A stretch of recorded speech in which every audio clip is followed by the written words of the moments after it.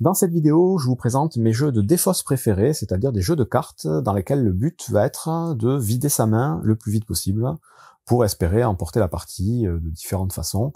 Il y a beaucoup de jeux qui vont se ressembler dans ce type de jeu-là, mais il y en a qui sont assez différents. Donc c'est vrai que vraiment les jeux de défausse au sens large, et à ne pas confondre avec les jeux de pli, qui sont aussi des jeux de cartes dans lesquels on va donc jouer des cartes à tour de rôle. Là, les jeux de pli, généralement, on va jouer chacun une carte, puis on nettoiera tout et le vainqueur gagnera les cartes la plupart du temps, même s'il y a beaucoup de variantes et beaucoup de jeux différents dans cette gamme-là. Les jeux de défausse, on va pouvoir faire plusieurs tours, il y aura plusieurs façons de se débarrasser de ces cartes, et vraiment le but c'est la manche s'arrêtera quand un joueur n'aura plus de cartes en main. Donc voilà, c'est deux types de jeux un peu différents. Là, je fais la présentation de mes jeux de défausse préférés, et je compte bien faire ma présentation de jeux de pli préférés prochainement. Donc notez que sur ces 15 jeux que je vais vous présenter, tous ont leurs règles en vidéo sur la chaîne, détaillées, donc vous pourrez aller voir si ça vous intéresse plus en détail comment ça fonctionne. Là, je vais pas m'attarder vraiment sur les règles de chacun des jeux, je vais juste vous présenter brièvement mon classement, voilà, très subjectif, hein, clairement. C'est vraiment mon avis très personnel. Et vous dis, il y a quand même pas mal de jeux qui sont vraiment très proches en termes de mécanismes, dont l'ordre est un peu arbitraire, on va dire. Donc voilà, je vous présente ça tout de suite, en sachant que je vais réutiliser, je pense, les images, les vidéos que j'ai fait pendant les vidéos règles, parce que au moment où je tourne cette vidéo, j'ai pas toutes les boîtes. Il y a des jeux qu'on m'a prêtés, il y a des jeux que j'ai prêtés, donc je pourrais pas vous présenter en direct, donc je vais parler par-dessus les images que j'ai déjà. Avant de commencer, sachez que les 4 derniers jeux de ce classement, donc de la 15e à la 12e place, sont des jeux qui sont pour moi vraiment très similaires et qui ont voilà des places quand même interchangeables. Sont vraiment très proches en termes de feeling de jeu et de facilité d'accès. Mais voilà, comme il faut faire un classement, donc on va commencer avec la 15e place, avec le jeu Odin. Odin qui a eu l'As d'or cette année, en 2025, assez étonnamment pour beaucoup de gens, qui est un petit jeu familial de défausse, avec évidemment, comme dans la plupart de ces jeux, des cartes numérotées. Vous allez devoir, à chaque début de partie, jouer une seule carte devant vous, et ensuite les autres joueurs devront jouer des combinaisons plus fortes, montées par-dessus cette carte, avec chaque fois deux possibilités, soit jouer des cartes de même valeur, soit jouer des cartes de même couleur. Et à chaque fois qu'on va jouer plusieurs cartes, le nombre composé de ces cartes sera le nombre le plus élevé. C'est-à-dire si on joue un 7 et un 2, ben, on aura joué le nombre 72, et pas 27. Les petites subtilités, c'est que donc dans ce jeu, à chaque fois qu'on va jouer une combinaison plus forte, on va devoir reprendre une des cartes qu'on a battues dans notre main pour essayer de faire de nouvelles combinaisons intéressantes. On a le droit de passer son tour et de revenir dans la partie. Et le but, évidemment, c'est de vider sa main le premier. Dès qu'un joueur a vidé sa main, les autres joueurs vont marquer des points négatifs avec le nombre de cartes, tout simplement, qu'ils ont dans leurs mains. Et il faut atteindre un certain nombre de points négatifs pour mettre fin à la partie, tout simplement. Donc voilà, minimum de réflexion, minimum de choix stratégiques, savoir quand est-ce qu'on passe, quand est-ce qu'on récupère des cartes ou qu'on essaye de battre les combinaisons. Ça se joue vite, c'est facile à apprendre, facile à expliquer, ça se joue avec tout le monde. C'est plutôt sympa. En 14e place, j'ai choisi de mettre le jeu Haricot, qui est un peu dans le même style de jeu. C'est un jeu, cette fois, par contre, qui est japonais à l'origine, qui est assez difficilement trouvable aujourd'hui en Europe ou en France.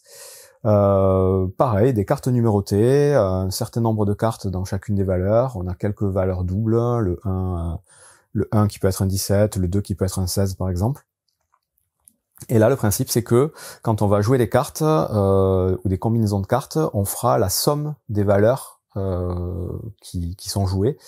Et le but, c'est de jouer toujours des sommes plus élevées. Donc, par exemple, un joueur peut commencer à jouer un 6. Le joueur d'après va devoir jouer une valeur supérieure à 6. Et pour ça, il est obligé de jouer des cartes de même valeur. Donc, on doit jouer, par exemple, 2, 4, qui fait 8. Donc on peut jouer 2 cartes qui font 8, ça bat le 6, et c'est plus fort, et on va pouvoir monter comme ça, en jouant des valeurs supérieures, en utilisant une ou plusieurs cartes. Et le principe, ben, c'est toujours le même, hein, c'est que vous jouez toujours plus fort si vous y arrivez. Si vous devez passer, vous avez une petite pioche de 4 cartes personnelles, donc qu'on distribue en début de partie. Donc quand vous passez, vous piochez une de ces cartes que vous rajoutez à votre main. Et si jamais au moment de passer, ben, vous avez plus de cartes dans votre pioche, ben, vous êtes éliminé de la partie. Les autres joueurs vont continuer à jouer, la manche va s'arrêter. Si tout le monde est éliminé sauf un joueur, dans ce cas-là, il gagne la manche. Ou si un joueur arrive, encore une fois, à vider l'intégralité de sa main, dans ce cas-là, il gagne aussi la manche. Il y a un mode un peu facile où, dès qu'on a gagné une manche, on gagne un petit point de victoire, et le premier a gagné 2 points de victoire, et donc a gagné 2 manches, a gagné la partie. Et il y a un mode un peu plus avancé, où on va avoir la possibilité de s'éliminer d'une manche, de sortir d'une manche, pour pouvoir défausser un maximum de cartes de sa main avec des valeurs qui se suivent. Quand on fait ça, du coup, on vide un petit peu sa main et on minimise, entre guillemets, les points négatifs qu'on va avoir, en sachant que toutes les cartes qui nous restent en main à la fin de la manche sont des points négatifs. Et donc, il faut essayer d'avoir le moins de points négatifs à la fin de la partie. Donc, encore un jeu de défausse très simple, très familial. Je vous invite à aller voir la vidéo règle si ça vous intéresse. Mais il va être un peu difficile à trouver, celui-ci. En 13e position, le jeu Django, donc qui ressemble encore une fois aux autres jeux que je viens de présenter. Je vous dis, les 4 premiers jeux que je vais présenter vont vraiment être un peu similaires, le même style de jeu, même type de public. Donc là, ça va se jouer de 3 à 5 joueurs. C'est sorti tout récemment en français. C'est dans la même gamme que Trio, pour ceux qui connaissent, même si le jeu est très différent. Vous allez avoir dans ce jeu aussi des cartes numérotées, évidemment, avec des couleurs différentes. Il y aura des cartes avec des doubles valeurs. Et la petite subtilité, c'est que ce jeu, quand vous recevez, il y en a d'autres dans ce style, quand vous recevez vos cartes en main, vous n'avez pas le droit de les trier, vous devez les garder telles qu'elles sont. Et là, les cartes que vous jouez donc devant vous, ce seront nécessairement des cartes de même valeur. Et il faudra évidemment que dans votre main, elles soient côte à côte pour pouvoir les jouer. Quand vous jouez donc par exemple une paire de cartes identiques, le joueur suivant doit pouvoir jouer mieux que ça, soit en jouant à son tour 2 cartes identiques mais de valeur plus forte, soit en jouant plus de cartes identiques toujours. Dans ce cas-là, il est sûr d'avoir une meilleure main.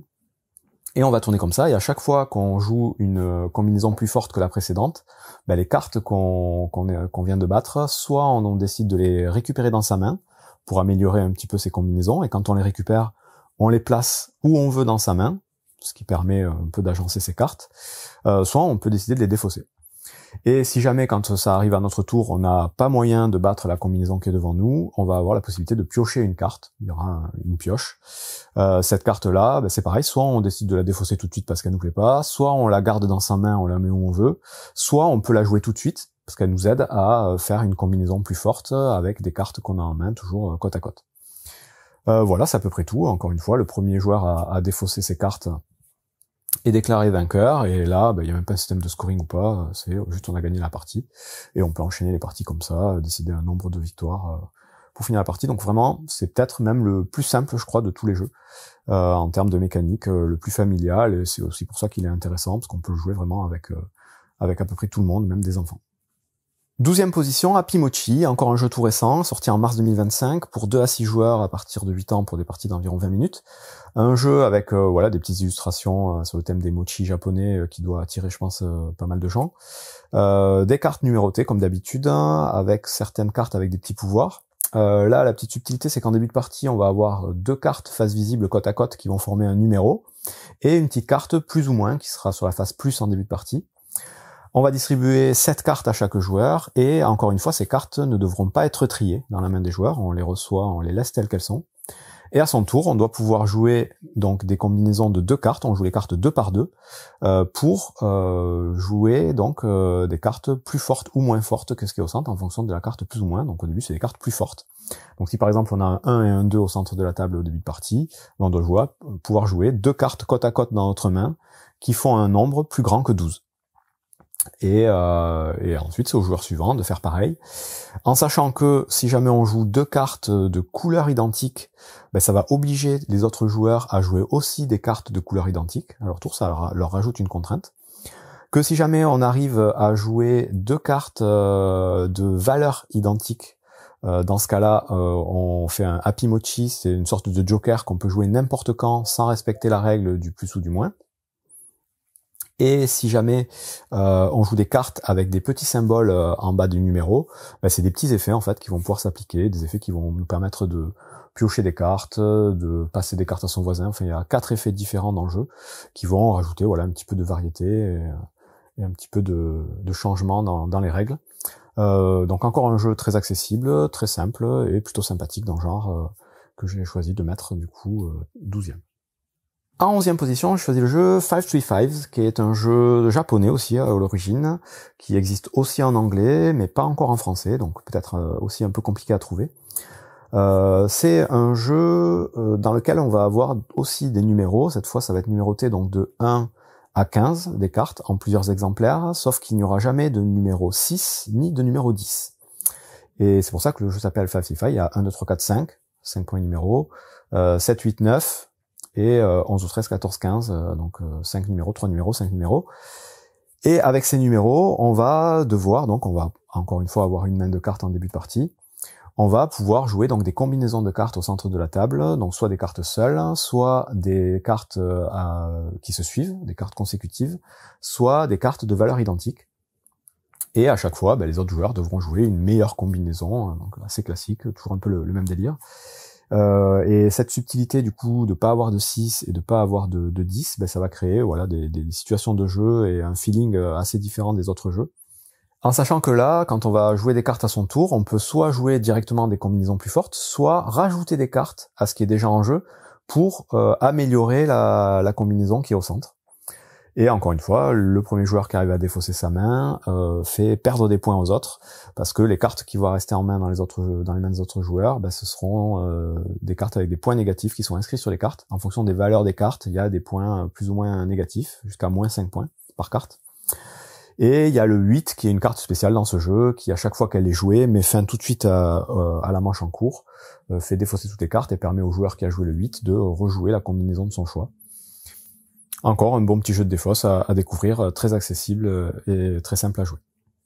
En 10e position, je choisis le jeu Linko, ou Abluxen en allemand. C'est un jeu assez ancien, donc beaucoup plus que les jeux que je viens de présenter, mais qui fonctionne encore très bien et que j'aime beaucoup. Un jeu un peu plus méchant que les autres parce qu'il y aura beaucoup plus d'interaction. Là, la règle, donc on va avoir des cartes numérotées encore une fois, je vais arrêter de le dire, numérotées de 1 à 13 cette fois, en plusieurs exemplaires à chaque fois, avec quelques cartes joker. Et à son tour, on va devoir jouer des cartes devant nous cette fois, pas au centre.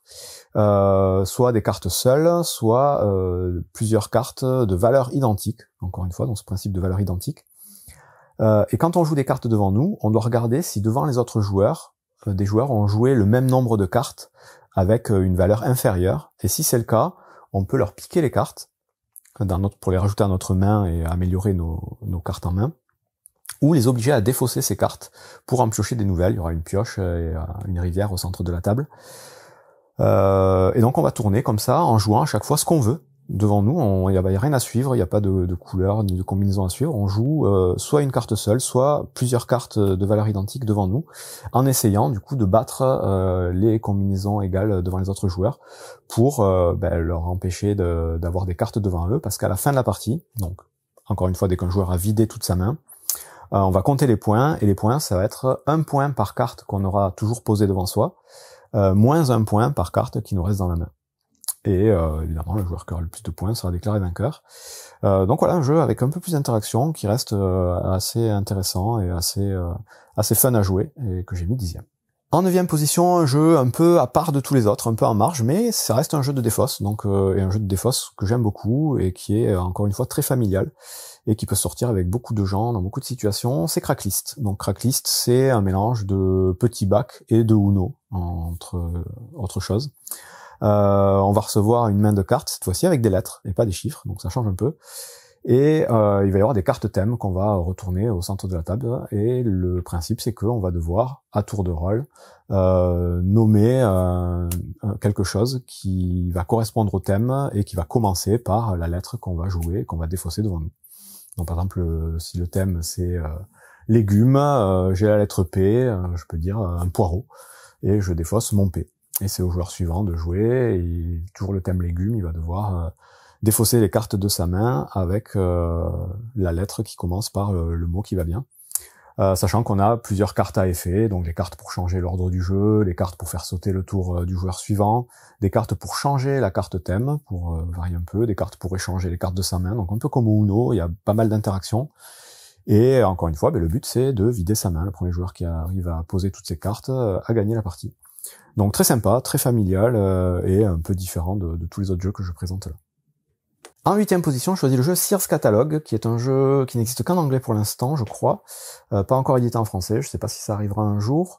Donc on joue des voyantes, il y a un petit thème, on a un catalogue d'objets, donc ce sont les cartes qu'on va avoir en main, donc avec des illustrations à chaque fois différentes, mais qui n'ont pas d'impact dans le jeu.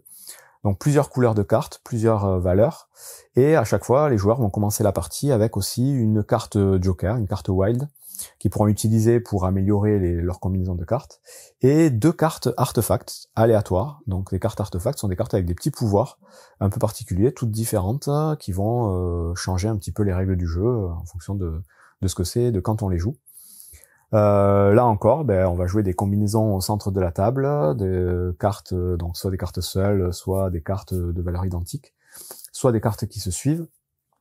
Et le principe, c'est toujours le même, d'essayer d'être le premier à vider sa main de cartes, en sachant que là, le but, c'est pas nécessairement de vider complètement sa main, parce que si à la fin de la manche, quand quelqu'un aura vidé sa main, donc ça met fin à la manche, il nous reste des cartes en main, la carte la plus faible, la valeur de carte la plus faible de notre main sera des points positifs, et chaque carte au total qu'on a dans la main sera des points négatifs. Et donc typiquement, si quand la manche se termine, il nous reste par exemple un 8 et un 9 en main, on va marquer 8 points, et on va en perdre 2, donc au total on va marquer plus 6. En sachant que la personne qui aura, elle, vidé sa main, qui aura mis fin à la manche, elle ne marquera 0. Par contre, il y aura des joueurs à qui restera beaucoup de cartes en main et pas nécessairement des grosses valeurs, qui vont prendre aussi des points négatifs. Donc il y a un équilibre à trouver entre vider sa main le premier, ou essayer de pas justement vider sa main le premier, de garder des cartes fortes en main et pas beaucoup. Et ça crée un gameplay et un feeling de jeu assez différent des autres jeux de Défausse. Il y a un petit système aussi où on peut décider de passer, même si on a une combinaison possible de jouable devant nous, sauf à partir du moment où il nous reste moins de 6 cartes en main. À ce moment-là, on a un petit jeton qu'on doit retourner. Si on a moins de 6 cartes en main, là, on est obligé de jouer si on a une combinaison possible. Et du coup, voilà, ça crée un feeling différent. Et puis avec ces petites cartes artefacts, ça change à chaque partie, donc très sympathique. En 7e position, je choisis le jeu Panda Spin. C'est un jeu qui est sorti l'année dernière en VO, qui arrive cette année en français, qui est peut-être déjà sorti. Un jeu avec de très belles illustrations, avec des cartes représentant les signes du zodiaque chinois et un panda. Donc un jeu encore avec des cartes numérotées, donc un principe de carte classique, ça va du 2 à l'As, en sachant que le 2 est plus forte que l'As, je crois, dans cette version-là. Il y a 5 familles de cartes différentes, qui chacune vont avoir des petites spécificités, des petits pouvoirs particuliers. Donc en plus des valeurs des cartes, on va avoir un principe d'amélioration de cartes. Donc on va avoir un côté blanc pour les cartes, et en retournant la carte, un côté bleu. On commence le jeu avec toutes les cartes côté blanc, et quand on va jouer des cartes au centre de la table, donc on va pouvoir jouer différentes combinaisons de cartes, comme d'habitude, des cartes qui se suivent, des paires, des cartes identiques, peu importe. Quand on va décider de passer à notre tour, soit parce qu'on pourra pas jouer mieux, soit parce qu'on volontairement voudra passer, on va pouvoir récupérer toutes les cartes qu'on a posées devant nous, si elles sont toutes sur leur face blanche, pour les améliorer sur leur face bleue. Et sur leur face bleue, ce sont des cartes plus puissantes qui vont avoir plusieurs symboles identiques, par exemple, ou alors qui vont avoir des petits pouvoirs spéciaux correspondant à chacune des familles des cartes, et qui permettront du coup de jouer de meilleures combinaisons plus tard dans le jeu. Donc il va y avoir un principe stratégiquement de temporiser un petit peu pour améliorer sa main avant de essayer de défausser nos cartes.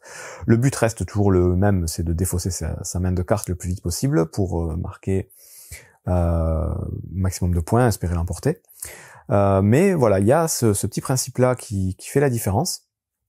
Et donc des petits pouvoirs qui vont vous permettre soit de marquer des points directement pendant la partie, soit de voler des points aux adversaires, soit d'avoir des sortes de jokers qui pourront prendre la valeur que vous voulez, qui vous permettront de défausser des cartes plus rapidement pendant la partie aussi. Plein de petits effets comme cela.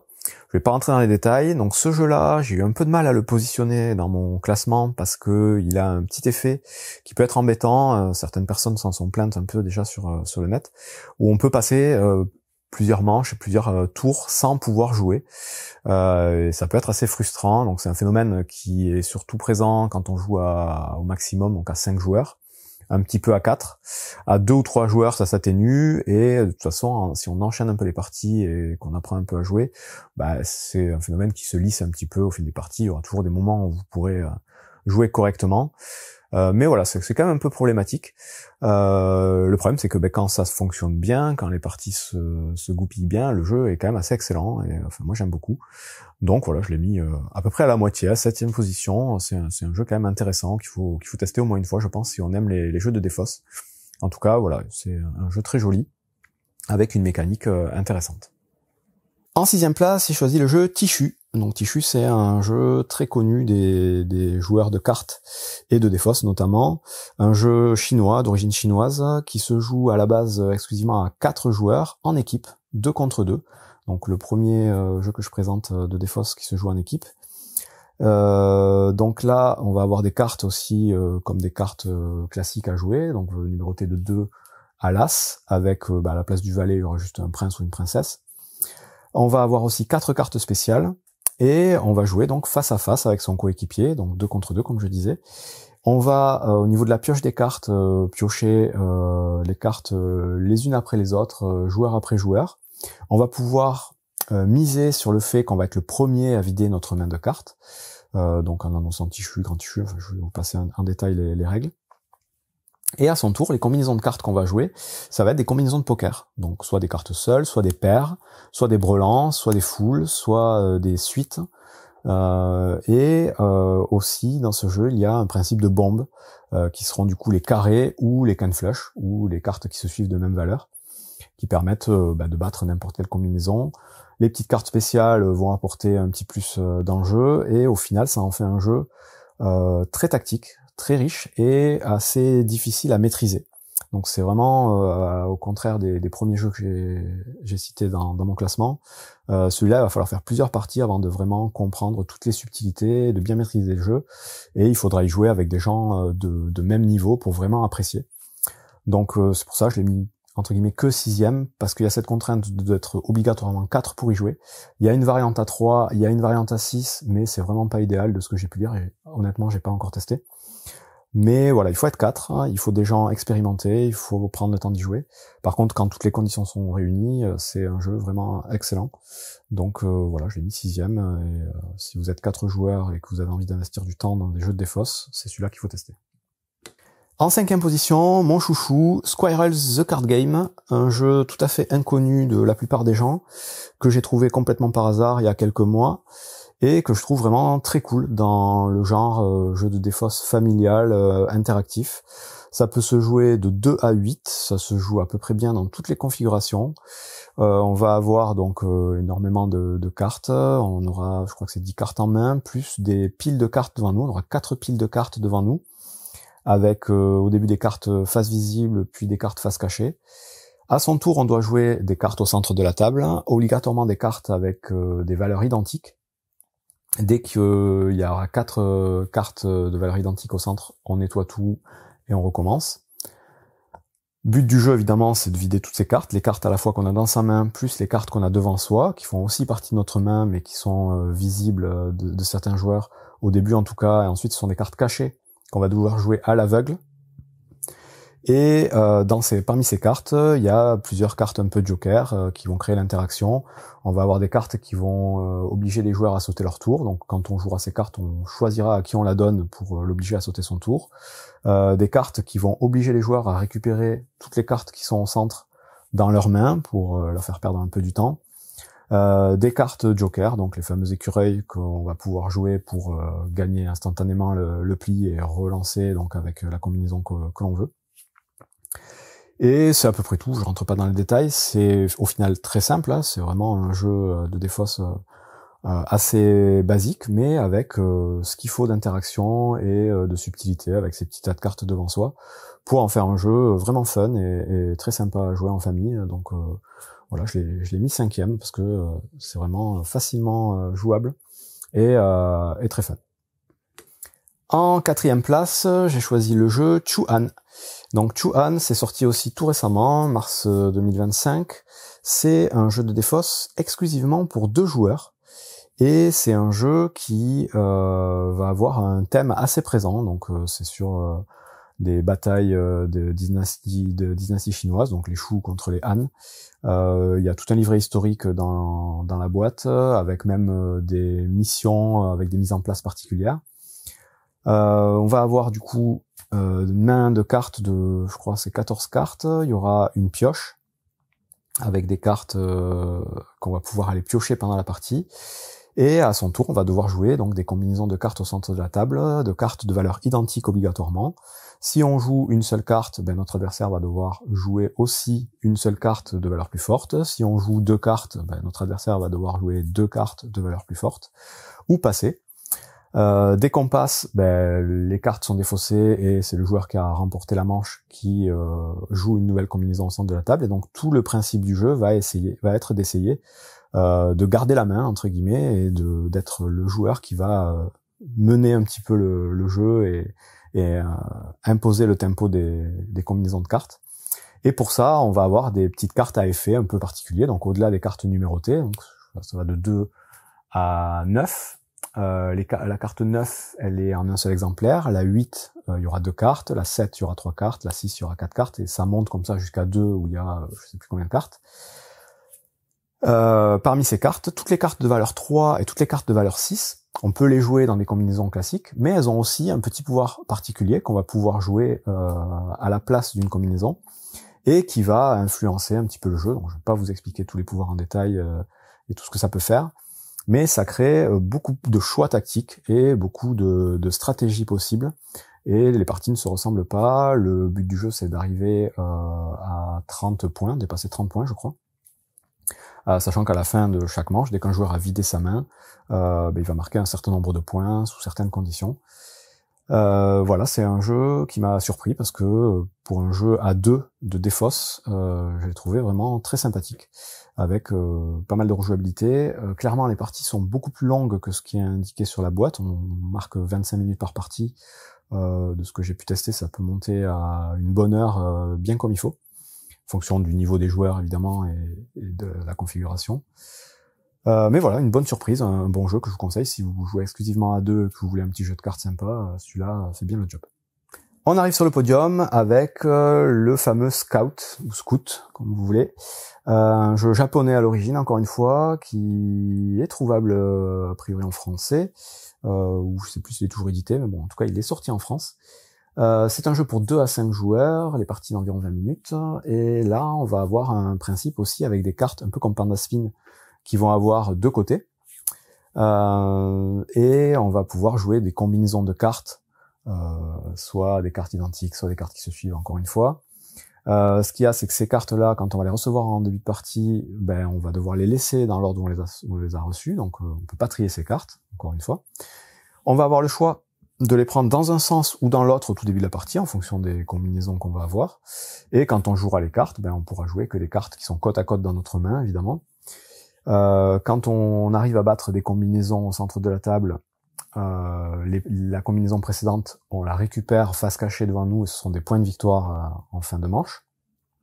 Si jamais on ne peut pas ou on ne veut pas battre une combinaison au centre de la table, on peut à la place récupérer une des cartes qui est présente sur la table pour venir la rajouter dans notre main et améliorer nos combinaisons de cartes. Et c'est là toute la subtilité du jeu, savoir temporiser, améliorer sa main pour pouvoir revenir et frapper un grand coup au bon moment. Voilà, il y a un système aussi où on va pouvoir à la fois prendre une carte et jouer tout de suite grâce à un petit jeton bonus qu'on peut utiliser une fois par manche. Voilà, je vais pas rentrer un peu plus en détail. Si vous voulez les détails de règles, je vous dis, elles sont sur la chaîne. C'est un jeu qui est sorti il y a quelques temps, mais c'est pour moi encore aujourd'hui un des meilleurs jeux de défausse qui existent sur le marché. Donc je vous conseille fortement de jeter un œil sur celui-là. En seconde position de ce classement, le jeu Présage, qui est encore un jeu sorti tout récemment. Donc il y a vraiment beaucoup de jeux de défausse qui sont sortis ce mois-ci. J'avais prévu de faire mon classement avant de savoir que tous ces jeux sortaient, donc c'est une coïncidence assez heureuse. Ce jeu-là, il est assez différent de tous les autres parce que c'est un jeu donc en équipe déjà, il n'y en a pas beaucoup. Il se joue de 4 à 6, donc à 4 c'est 2 équipes de 2, à 5 c'est une équipe de 2 contre une équipe de 3, et à 6 c'est 3 équipes de 2. Dans le jeu, il va y avoir uniquement 35 cartes, numérotées du coup de 1 à 35, dans des couleurs différentes. Toutes ces cartes vont avoir, en plus de leur valeur et de leur couleur, un effet qui sera différent, à part les cartes numéro 30 à 35 qui ont le même effet. Et en début de partie, du coup, on va prendre ces cartes 30 à 35, ça s'appelle l'absolu, on va les mélanger et en distribuer une à chaque joueur. C'est ce qui va déterminer les équipes, donc c'est en fonction de ces numéros, le plus fort et le plus faible seront ensemble, et les intermédiaires seront ensemble, généralement. Et ensuite, on va distribuer du coup d'autres cartes pour faire une main de 4 ou 5 cartes en fonction du nombre de joueurs, pour chaque joueur. Et le but du jeu, là, ça va pas être de défausser toute sa main, mais ça va être de n'avoir plus qu'une seule carte en main. Dès qu'un joueur d'une équipe a plus qu'une seule carte en main, il fait gagner la manche à son équipe, et le but du jeu, c'est de gagner 2 manches pour gagner la partie. Et toute la subtilité du jeu et tout l'intérêt du jeu va être dans les fameux pouvoirs des cartes. La règle de base, c'est que on va jouer une carte l'un après l'autre, et quand tout le monde aura joué une carte au centre de la table, ce sera la carte de plus forte valeur qui sera défaussée. Ça, c'est la règle de base. Mais en plus de ça, les petits effets de toutes les cartes vont permettre à d'autres cartes d'être défaussées en fonction de ce qui est écrit sur les cartes qui ont été jouées. On peut vous dire par exemple que une carte va être jouée, il y aura marqué la carte verte de plus forte valeur sera défaussée. Donc même si c'est pas la carte qui remporte le pli, il y aura une carte supplémentaire qui sera défaussée, la carte verte de plus forte valeur. Plein de petits effets comme ça qui sont assez bien pensés, assez malins, et qui permettent du coup des stratégies. On va pouvoir s'échanger des cartes, on va pouvoir voir du coup les cartes que les joueurs ont en main, parce que les cartes qui sont pas défaussées, elles reviennent dans la main de leur propriétaire. Donc petit à petit, on arrive à savoir quelle carte a quel joueur, et on peut jouer en fonction de ça pour essayer d'optimiser. On va pouvoir essayer d'aider son coéquipier à vider sa main, ou enfin il y a plein de possibilités. Malgré tout, il y a beaucoup de hasard, clairement. Si on a vraiment une main pourrie au début, on ne pourra pas faire grand-chose. Il n'y a pas non plus de vrais gros choix stratégiques. On va vraiment jouer la façon la plus logique possible. Mais c'est fun. On s'amuse, on a l'impression, voilà, de maîtriser un petit peu, même si c'est pas vraiment le cas. Voilà, c'est un jeu très original. À chaque fois que je l'ai testé, j'ai trouvé ça très cool. Donc je l'ai mis second de ce classement. Et enfin, en première position de ce classement, j'ai choisi le jeu Haggis. Donc Haggis, c'est encore un jeu pas très connu en France, parce que pas édité en français, je crois. Là, c'est la dernière version anglaise que j'ai reçue, américaine, qui a rajouté, corrigé quelques petites règles par rapport à la version d'origine. Le jeu est assez ancien. À la base, c'est un jeu qui se joue que à 2 ou 3 joueurs. Là, il y a une règle supplémentaire pour jouer à 4 en équipe, qui fonctionne très bien. Et ça reprend un petit peu l'esprit, le principe et la difficulté d'un Tichu. Donc c'est ce même style de jeu qui va se jouer avec beaucoup de contrôle dans le jeu, de stratégie, de possibilités. Donc ça se joue très bien à 2, très bien à 3, très bien à 4. Vous allez avoir donc une main de 13 cartes, je crois, ou 14 cartes, plus à chaque fois un valet, une dame et un roi qui seront face visible devant vous. Vous allez avoir un principe de pari au début de chaque manche pour dire que vous allez être le premier à vider votre main. Vous allez pouvoir miser un certain nombre de points. Si vous y arrivez, ce sera des points supplémentaires. Si vous vous ratez, ce sera des points que vous allez donner à votre adversaire. Et parmi les cartes que vous avez en main, vous allez devoir jouer au centre de la table des combinaisons, donc soit des cartes seules, soit des cartes qui se suivent, soit des cartes de valeur identique. Et les autres joueurs en face devront suivre ce même type de combinaison en jouant des cartes plus fortes. Donc, j'ai répété ça plusieurs fois déjà pendant cette vidéo. C'est toujours un peu le même principe, sauf que là, on va avoir aussi un principe de bombe, donc on va pouvoir jouer des combinaisons qui cassent un petit peu les règles et sont plus fortes que les autres, grâce à nos valets dame-roi notamment, grâce aux cartes de valeur impaire. Les valets dame-roi sont aussi des jokers qu'on pourra utiliser pour améliorer nos combinaisons à tout moment. Et quand on arrivera à vider sa main de cartes le premier, on va marquer des points en fonction des cartes qui va rester dans la main de l'adversaire. Donc chaque carte qui restera dans la main de l'adversaire fera marquer 5 points. Plus toutes les cartes qu'on aura gagnées, parce qu'à chaque fois qu'on va gagner le pli, cette fois, les cartes, on les récupère face cachée à côté de nous. Et parmi ces cartes donc on aura récupéré à la fin de la manche, toutes les cartes impaires vaudront 1 point. Les cartes valets vaudront 2, les dames vaudront 3, les rois vaudront 5. Et on va avoir les points liés au pari qu'on aura fait au début de la manche.